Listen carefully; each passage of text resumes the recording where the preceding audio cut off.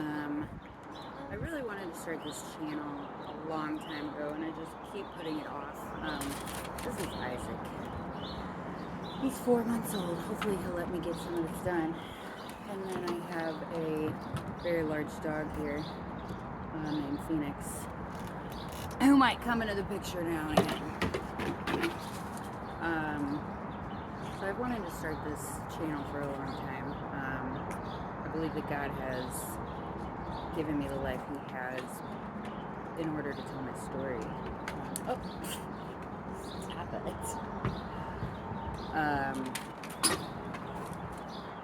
So, long story short, and get into the details. I feel like it'll take quite some time to get to the point of my salvation, but I've been saved, probably coming on 4 years now, and I have been sober. I was a heroin addict when I got sober.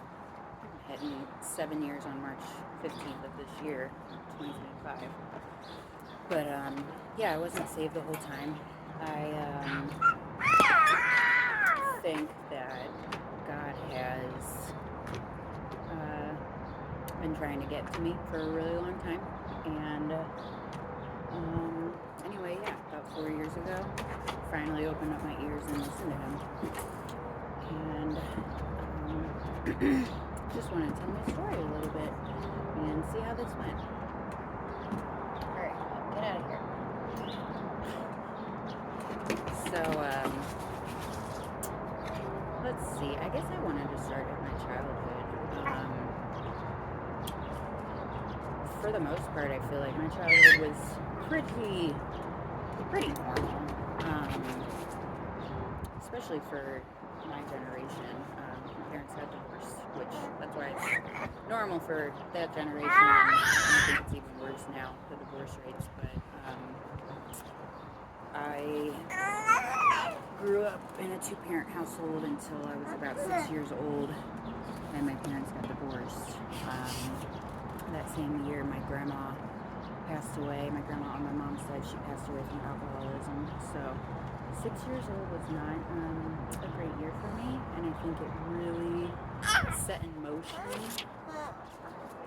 everything that happened after that in my life and all the decisions I made.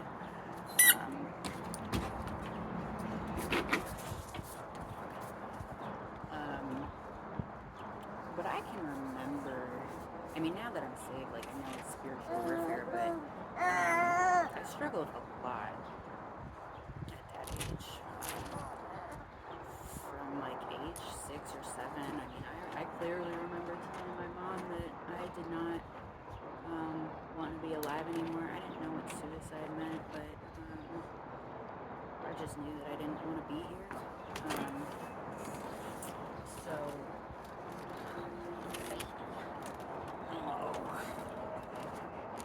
the sun's going to be in your eyes now. So like I said, I mean, now that I am saved, I do recognize that what I was going through at such a young age was the enemy. It is demonic. And I believe I was attacked at a very young age, and I have to believe that the devil knew that God had plans for me, and he wanted to do whatever he could to stop that from happening. So anyway, I struggled a lot growing up. My parents did not get along well at all. And I'm not going to let either of them off the hook. They both did a number during that divorce and the years after that on me and my brother. They made it really hard. And anyway, that's kind of where my hardships started, I guess. And man, it never stopped. I never could get a grasp on life. I felt like my brother was okay. Maybe he hid it better than I, but he's older than me, and of course he's a man, so maybe that has something to do with it too. But I was very emotional, and anyway, moving forward a little bit. I remember middle school was some really dark years. My mom ended up moving away for reasons I won't put in this video, but I really wanted to be with her, and I did not want to stay with my dad, but he fought very hard to keep me with him, and that was when I was like 12 years old, so 6th grade to 8th grade, I was really fighting to move out of state with my mom, and eventually I got there. But during those times in middle school, it really became dark, and there's so much influence during those times, right? Like as a child, you learn about self-harm, and it's just really dark times. You're really trying to figure out who you are during those times, and you have no idea. I mean, do I even really know who I am now? I'm not really sure. I think so. Most days. But back then, it was not a pretty sight. So eventually, though, I did end up getting to Florida, where my mom had moved, and at that time I thought leaving my dad's house and moving to another state would solve all my problems, but as many people know, like, the problems follow you, because the problems are within you. It's not, there's outside sources that contribute, sure, but how you handle them, it's going to follow you around too. So I ended up in Florida, and man, did my life just get so much worse. And I really have no one to blame but myself. I don't blame my parents for the things that they did. Everything that happened to me, oh my goodness, was my own doing. It was my own choosing. I chose a really hard path. And, you start drinking and drugging during high school, and that suicidal ideation never went away. It got worse. I had made attempts. I can't tell you how many times I've been hospitalized due to attempting to take my own life, or at least threatening it. And again, I remember it was all spiritual warfare, and I had no idea. I grew up in a somewhat Christian environment, but my faith wasn't there, and my faith wasn't my own anyway. It was my parents, and I didn't have, I don't think, the best examples for Christianity, or maybe I just didn't see it. I don't want to blame others in that aspect either. God revealed to me what needed to be revealed when he wanted to do that. So everybody could have been doing exactly what they should have, I just didn't want to see. So I spent my high school years just getting in a lot of trouble. Been kicked out of like 3 different schools. Like I said, many hospital stays, and I remember, and it's just so interesting now that I am saved to think back on my life and like how he was always right there. I always just had some little fire inside of me that knew that there was something out there.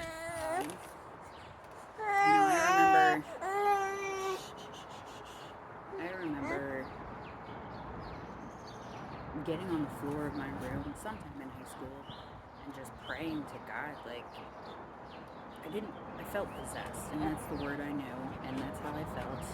And I begged him to take that away from me. And again, I had no relationship with God, but for some reason I knew to turn to him, and for some reason I knew that there was something evil in or around me, and I couldn't even control it.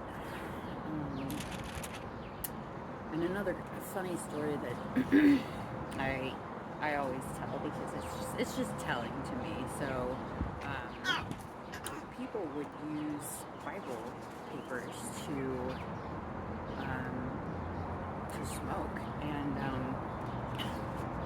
I just remember I would not do it. I refused to do it. And again, I was not a real believer. I really didn't have faith. I had no relationship with God. I was living by my own rules. And but something deep in me was like, I think that might not be a good idea. She didn't do that. That seems really wrong. And if God is real, that's really disrespectful. So whatever it was in me knew that there was something holy about that book. I should not be ripping pages out of it and using it to smoke and get high. So I just always found that really interesting. But yeah, moving forward, again, my life was tough. Who made it tough? I made it tough. Outside circumstances only had little to do with it. Looking back now, though, I can see how much God saved me from myself. I mean, to be quite honest, in high school days, I'm not really quite sure why I'm alive. Because I've done some really sketchy things, been with some really sketchy people. And I was cocky about it, too. Like, I'll be fine. No one's going to hurt me. It was almost like I had this shield around me my entire life. And that shield was God. As much as I wanted to destroy myself, I just wouldn't let it happen. My baby might get fussy. Oh my goodness. Okay, I think I got it together now. He's feeding now. I knew this might be hard making this video, and my friend told me I just needed to start it. Don't even think about it. So here I am starting it, even though he might cry. I don't know. I thought I would have more to say about my childhood. It was just ridiculous. I was crazy. I did crazy things. I was so disrespectful to my parents. And I live with my mom primarily, right? So she got the worst of it. She had no idea what to do with me. I can't tell you how many counselors she sent me to, and while I appreciated her efforts, it turns out later I needed God. I mean, it's just simple as that. Therapy could only do so much, but it wasn't getting to my root cause, and my root cause was I needed the Lord in my life, and that was made very clear to me once I did finally find Him. So I don't know how much of this I'll be able to get done, because he's pretty fussy right now. But I guess I'll fast forward a little bit to young adulthood. So eventually, after high school, I did choose to come back to my hometown. Because again, I thought, Florida was the problem, and I had gotten in too much trouble there. So if I come back home, then it won't be a problem anymore. It'll be fine. But unfortunately, I came with myself, so, the problem was still there. And it progressively just kept getting worse, because I couldn't find true healing. I'd have moments of okay times. I can't say I was ever totally, fully sober. I mean, I wasn't addicted to one particular thing at this time. It was whatever. I was a party girl. So anyway, I moved back, and at 18, so about 23, I think, is when, I guess it was 22 when I got pregnant with my oldest daughter, and that was after being with her dad maybe a month, and we met at a bar, and we bonded over drinking and staying up super late, and that was our bond. But I found out I was pregnant very, very quickly, and I didn't know him well, but we tried to, I guess, make it work. I was a very broken human being at that time. Terrible girlfriend, I was just not a good person. He had his own issues, but I have to say, I was probably more emotionally broken than he was. I was more emotionally broken than a lot of people. I just remember high school and stuff, you know, the people that would party with me and stuff, like, they were somewhat normal still. Like, it was me who was always going over the top, just going a little bit further, and I didn't want to stop the party. Other people could stop the party. That was never me. Anything to numb myself and to quiet the chaos that I felt deep in my soul. But anyway, so I'm pregnant with my oldest daughter. She is about to be 11 now, so she was born in 2014. Like I said, her dad and I tried to stay together, and I mean, we were off and on for a couple of years during the pregnancy and after she was born. But at that time, you know, I will say I was an addict. I don't claim that title anymore because I was saved by Christ, so I don't dwell on those titles. But I definitely had addiction issues. So when she was born and I was given pain medicine, you can imagine I didn't handle those well, and I get away, dog. And I was given pain meds the day she was born, and instantly became addicted to them, and I never stopped. And as most people's stories go, they start with pain meds, and then eventually they move on to heroin. That's a lot of people's story, and that's my story too.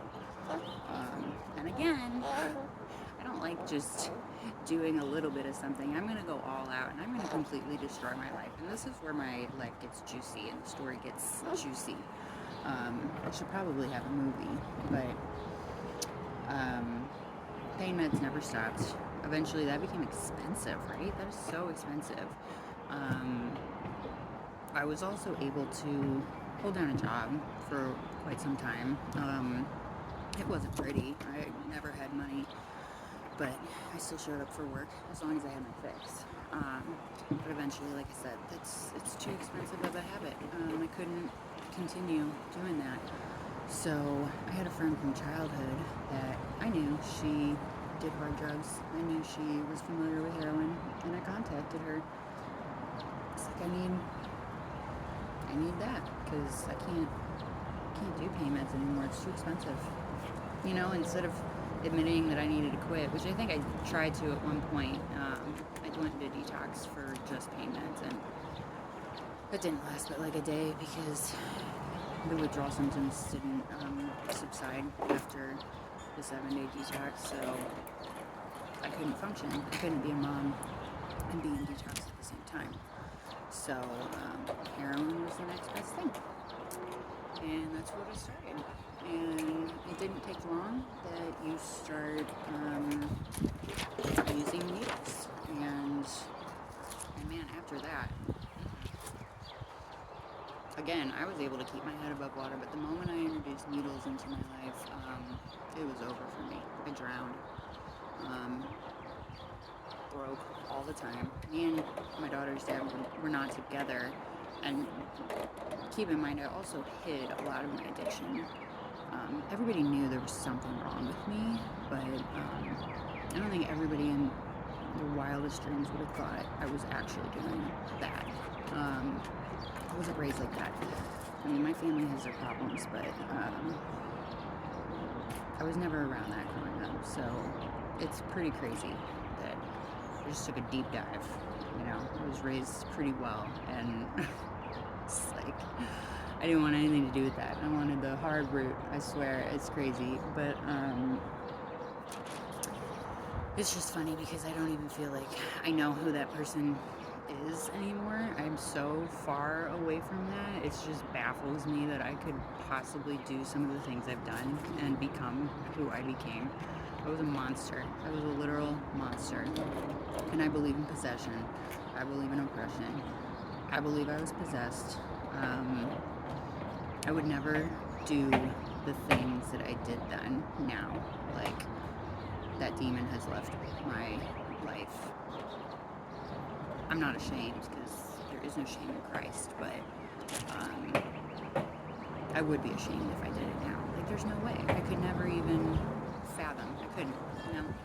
So, anyway, started using the hard drugs, and I fell flat on my face, and it became obvious to everybody around me that I was doing something bad. And the moment I really, really got caught, my mom actually caught me in the bathroom doing it. And I had my daughter, who was like 2 at the time. I had her in there with me. Because I was still trying to be a mom, you know? So I didn't abandon her right off the bat, you know? I was still trying to be an addict and also still be a mom at the same time. Still took her to daycare, still tried to keep jobs, tried to keep the heat and electric on. By the very end, that wasn't even possible anymore. I remember washing my clothes in a bathtub. I must have had an electric washer or something, and drying them all around the house. I mean, I think it was winter time, so I couldn't put them outside, so I just hung everything outside or in the house. And yeah, that was probably towards the very end. I finally admitted that I needed some serious help. I had tried to quit countless times. I maybe got a couple months under my belt on my own, maybe once or twice, but I just could not do it. There was something in me that I needed to change, and I needed a long-term change. I could not stay in the environment I was in and stay clean. So that is when I finally went to rehab, and I'm all for that, you know, staying in the environment and expecting different results and expecting to stay clean. I don't know a lot of people that have done it. I am not saying it's impossible. I'm just saying it's really hard. So I went to rehab for, I can't remember now, probably 45 days, maybe 60. And I did good. They didn't offer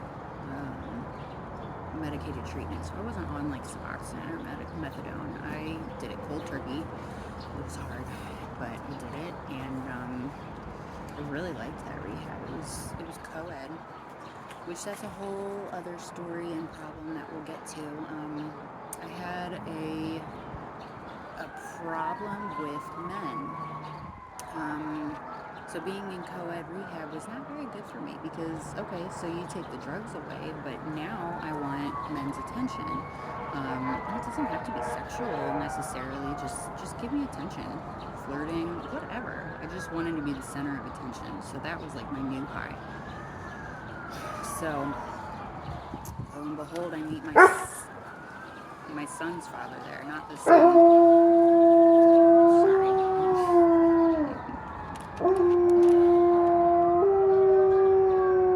There's sirens. I don't know if you can hear that. No, you can hear the dog. This might be a minute. Oh, real life. Are you done? Are you done? Okay. Cool. So I met my oldest son's dad there, and he is, my oldest son is almost 7 now. And remember, I almost have 7 years sober. So let's do the math here and realize I didn't stay sober after that rehab. I met my son's dad there, and you know, very quickly fell in love, had him move in with me, and really I only knew him for a few weeks because I was not in rehab like that long, right? But when you live with somebody 24/7 like that, you think you know them really well, and like it was immediate like infatuation, love, if that's what you want to call it. Not really real love, probably. It was the love I knew at the time. We very quickly relapsed. It did not last long, and we were not healthy for each other by any means. I was not good to him, and he was not good to me, and we were using on top of that, and it was very toxic. It was very scary at times. But at that time that you moved in, I did have my own house that I was living in, but eventually was kicked out of there. And I had a car, and we had nowhere to go. I had nowhere to go. Oh, and again, I got pregnant really quickly. And it's not funny, but I got pregnant, and I was sober at that time, but within a few weeks relapsed. So I knew I was pregnant and still chose to relapse because the relationship between his dad and I was so bad. And again, I felt like at that point I just wanted to die. It just did not matter. I didn't have my daughter anymore. I had let my family and her dad take over. So I had nothing to lose, nothing to live for anymore. It felt to me that there was no light at the end of that tunnel. So this is where the deep dive went. This is the worst I ever got. We were homeless together. For a while I slept in my car. We slept in my car. He went to rehab in between some of that time, and he got clean, immediately relapsed when he got back with me, because honestly, I didn't have a desire to get clean. It was weird. I was just ready to just destroy my life. I just didn't care. I literally didn't care anymore. Ducky, come here. Come here. So this one's a puppy. Even though he doesn't look like a puppy, he's a puppy. He's like 7 months old. Alright, get. Leave the baby alone. He's sleeping. Go. Oh my gosh. I'm not really a dog person. This is more of my husband's dog, even though we got him together. I don't claim him.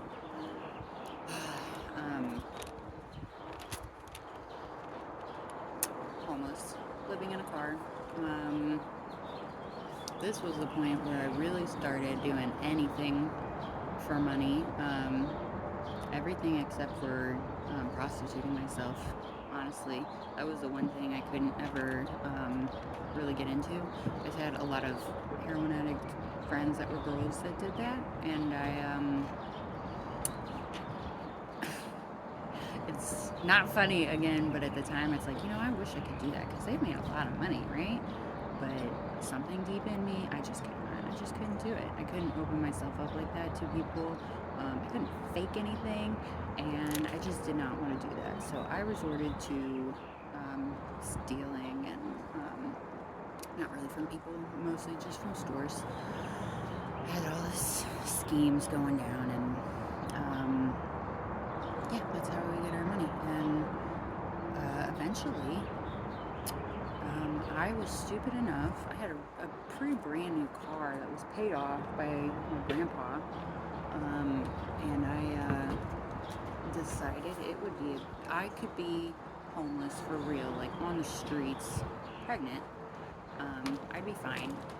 I just needed money, right? So I rented my car to my drug dealer. I don't think he was a very good guy, if I were to guess. I wouldn't want to be on his bad side, but that's what I did. And he would, help us out and keep us from getting sick, and he had my car. So here I am, out on the streets, and pregnant, and I'm getting bigger. I was probably 5 months pregnant when I got onto the street, and I wasn't off the streets till 7 months. So 7 months pregnant. So I was getting pretty big. Even renting the car wasn't enough, though. I had to hold a sign at the corner of a crossway on the street, and people would give you money, but it just became harder and harder. I couldn't barely walk anymore. It was the worst time of my life. You don't shower, you don't brush your teeth. We stayed in this one little area. We just walked all day. It was so exhausting. And dirty. it was just, I think about what I put my parents through, or my whole family, anybody that knew me and was friends with me. They never knew every day if I was alive or not. And I think there was probably some faith loss that I would ever come back, because it didn't seem like I was going to come back. It seemed like I was going to die out there. And I was doing it to my baby as well that was unborn, which is horrible. That's some guilt that, you let go of sometimes, and obviously I'm saved now, and guilt is not from the Lord, but it does poke its ugly head out, especially if my son has problems. I blame myself for what I put him through. So that's something I have to live with. It's hard. It's okay though, because we're saved now. He knows the Lord, and even if he has some problems, I am confident that him knowing the Lord is going to get him through. And I pray that he stays on that path. Right now he's so young, he has that childlike belief and faith, and I hope he never loses that, because I do remember having that as a kid, and I lost it. But yeah, I guess I won't tell too much, because I wanted to split up some of this story, because it is a really long story. And there's so many details I've even skipped over, but hopefully we can get back to that in a different video. But yeah, I guess we'll stop there, about where I was about 7 months pregnant, and at my wit's end. Really, I couldn't do it physically, so I don't even think I was mentally ready to stop. I still wanted to keep going, but physically my body would not allow it, so I didn't really have a choice, and I thank God for that. And there is an incredible story also about, can't forget to tell this, because this was so God, about my car, and what happened to my car that made me finally get myself into rehab again. So I guess we'll get to that on the next video. I'm so glad I finally got to do my first video. I've been thinking about doing this for a couple of years, and then I put it on the back burner. Then I felt the urge to do it again, but it's been so hard because he's 4 months old.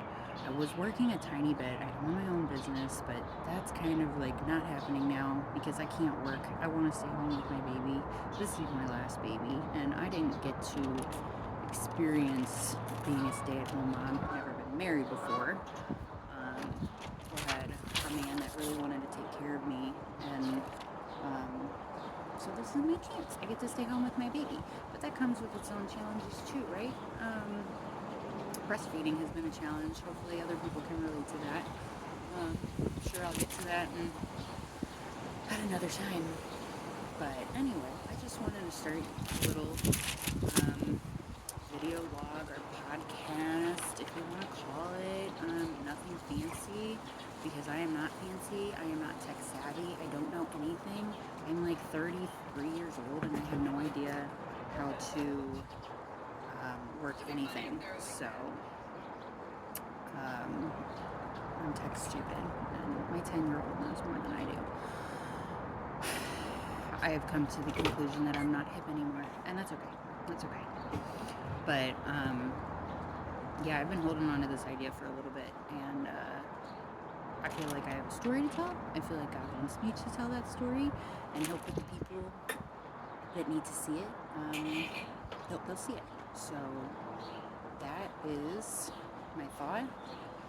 I don't know what I'm doing, so bear with me. I'm gonna do my best and make it as professional as possible, but like I said, I don't know what I'm doing. I'm really just a simple mom who did some really crazy things. So if you've done crazy things, maybe you'll relate. And if you believe in God, maybe you'll relate. My salvation story, when we get to that, is awesome. I'm so happy that I finally opened up my ears and listened to God calling me. Because looking back now, there were so many things, so many times I can see Him now. And again, I said in my teenage years, how did I stay alive? I mean, being homeless and doing what I was doing. There's some stories during that time, maybe I'll tell sometimes, where it was very dangerous, and I was around people that could have very well kidnapped me. I believe I was met face to face with somebody who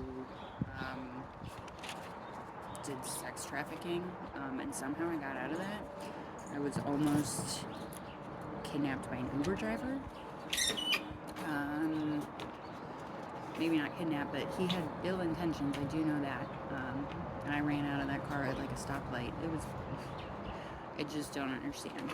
The only reason I am here, and the only reason I really didn't get seriously hurt, it can only be from God. For whatever reason, I don't know why. I deserved it, a lot of it. I put myself in those positions, and I was really, really dumb and careless, and I was a dangerous person to myself. But anyway, that's what this is all going to be about. Once I get past that stuff, then we can get to being saved in like my life now, and then hopefully after that I can just start making videos just about, I guess, current life, day-to-day life. But I got to work up to that point, and so you know who I am, why I am, how we got here. So hopefully it can resonate with some people, and hopefully I won't give up on this. So thank you for listening. Say bye to baby and this crazy dog.